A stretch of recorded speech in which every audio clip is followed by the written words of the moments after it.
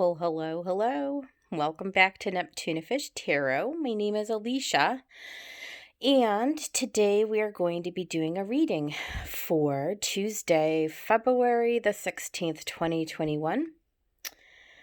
And we are going to be using both of Chrisanne's decks. They are kind of sister decks to one another. The top row is from the Light Seers. Actually, I can show you the box. There's the Light Seers. And then the bottom row is from the companion deck, which is the Muse Tarot. And so they go together very, very well. I pulled some Oracle from Wisdom of the Oracle and Moonology today. And yeah, so we're just going to get right into it because a lot of cards came out today. And so, this is like a very futuristic message, I'm going to say. So let's get it started. We do start with the star. And next to the Ace of Wands. And so I really feel like this is where we are in a place, many of us, where we are still kind of in a healing mode, perhaps. We're in a transition mode where we have definitely left one cycle behind, and we're definitely embarking on a new one. But there are still a lot of questions to be answered about, what all that looks like exactly. And so I think this is a really great start to the message because I think that it encourages us. There's a lot of hope. We are always encouraged to connect in with our inner knowing. The Ace of Wands is that hook right into our third eye, to our inner guidance. And so, we see in the star how she has a direct connection to the universe, right? And so I think the message here is, however, it's not an external connection. This is an internal connection. Our guidance comes from within, not from without. And I think that's an important message to be made here. And so, this is ultimately what we, obviously, it doesn't really even need to be stated. 10 of Cups is everything, the fulfillment of everything that we desire, period. It's very simple. Whatever that means for you. And so the question is, how do we get there? How do we get there? And so you're going to see in this reading, death comes up 3 times, not 1, 3. And here it is for the first time. And it's right in the center. In fact, here, let me pan out. We've got 1, 2, 3, 4, 5, 6, 7 cards across the top and 7 cards across the bottom. And boop. And right, slippery little guns. There we go. And right dead center, do we see death and rebirth? And so that's why I said, right out the gate, this is a reading about that transformation, that transition energy between the old cycle and the new cycle. But we're kind of in the middle of those things, right? And so what do we do with this time? What does that look like? And how does that all unfold? And it can be unsettling and unnerving. There could be a lot of really anxious energy. And so I kind of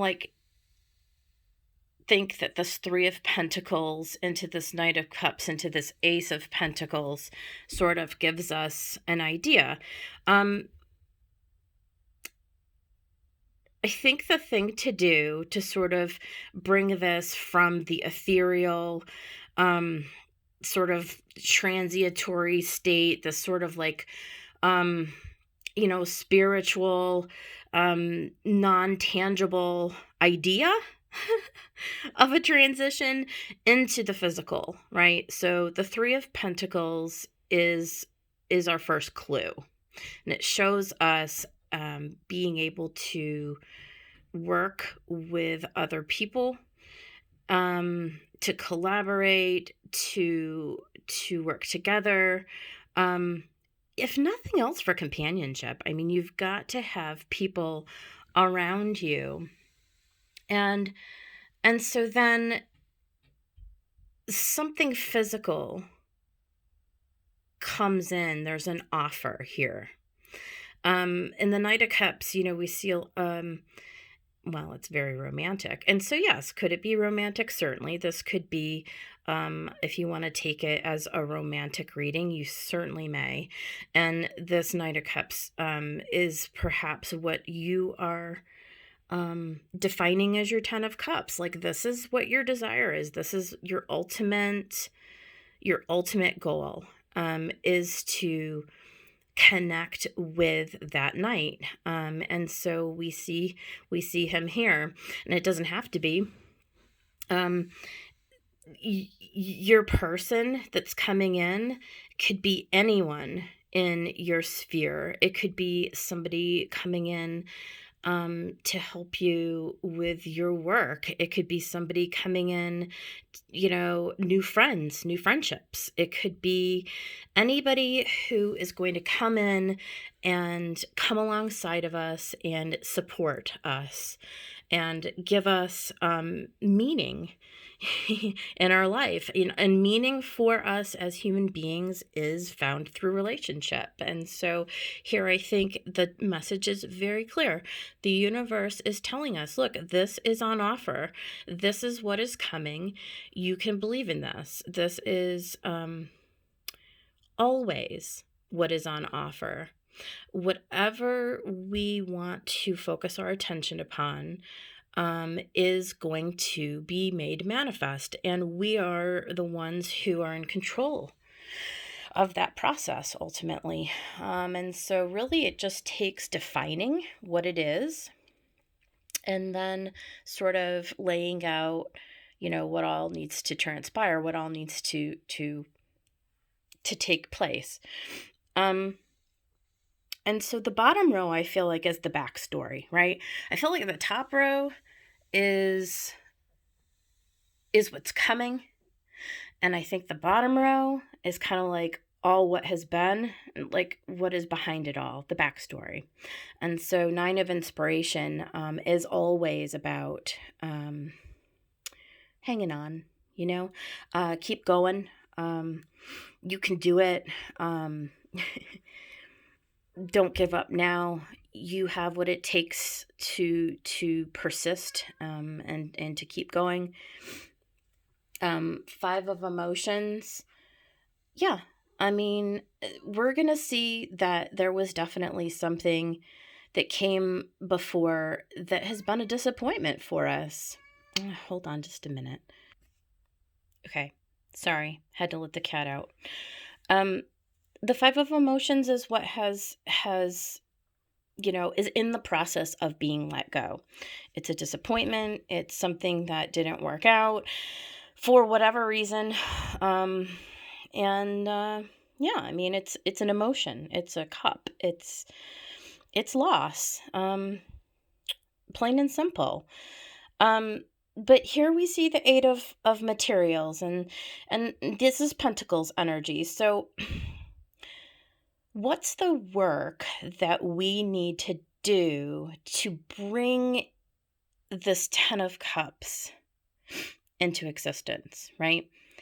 And I think that's the question. I mean, I feel like that is the question. Like, what is it that needs to happen next? What do we need to do? Like, what's the path? How is it going to unfold? I mean, we don't have all the answers. We don't know how that is going to look exactly. But that's okay. That's okay.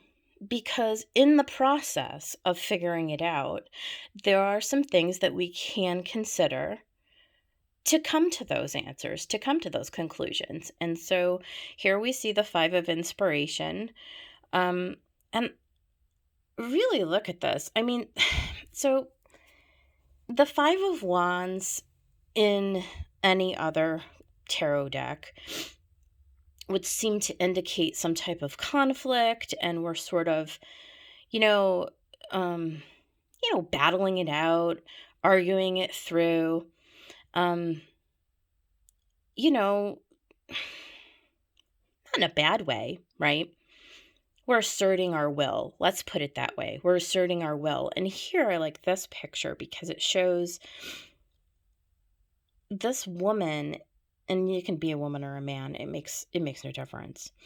This woman is in each of these scenarios with a mirror. And she is in the first four looking away from her reflection. Do you see how she's avoiding her reflection? But in the final one, the fifth one, she's looking down. And finally, she's looking at her reflection. And I think this is really telling because in a lot of ways, we tend, when we're dealing with other people, we tend to want to assert our will and our ego, and we don't really want to face ourselves in the mirror. And acknowledge maybe what our part in previous quote unquote failures has been. And not that there are failures, but I mean, look, we were left in past situations feeling unsettled, disappointed, and maybe even rejected. So now it's up to us to work this out. Why is this? Okay, well, let's take a look at ourselves in this equation. And here you have the three of emotions. This, again, I feel like is part of the collaboration that we see in the Three of Pentacles, right? We have to be able to get along with people, right?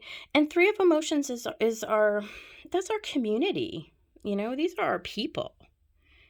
These are the people who are going to help us and going to make our lives easier and going to support us and going to be there and be that mirror to reflect back to us. What do we want, So what do we want our life to look like? What do we want life to become? We're not going to be able to go it alone. We have to have our people. And so Page of Voices, how apt, right? And the Page of Voices is definitely about what we're going to learn. This is what we're learning. We are learning who we are and who we need to be to others, with others. And this is very fast moving energy. So we are going to very quickly, perhaps, be given the messages if we listen and pay attention to what is coming in, to what is on offer. And here we have death, the second death, right at the end of the second row. Are we willing to die to who we were before? Are we willing to take what is being offered and transform into a higher version of ourselves? That's the question. And the answers you need are coming. Full moon in Gemini. The answers you need are coming.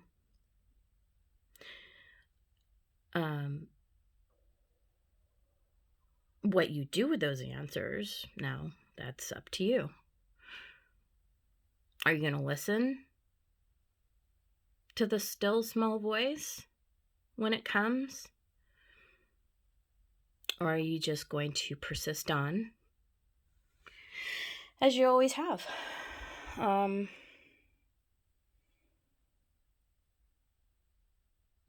Do what you did and get what you got,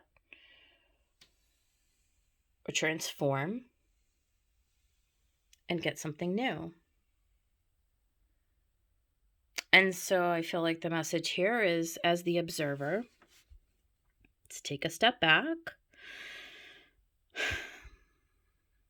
Let's think about, our community. Who have we been in it? Where would we like to be? Who would we like to be?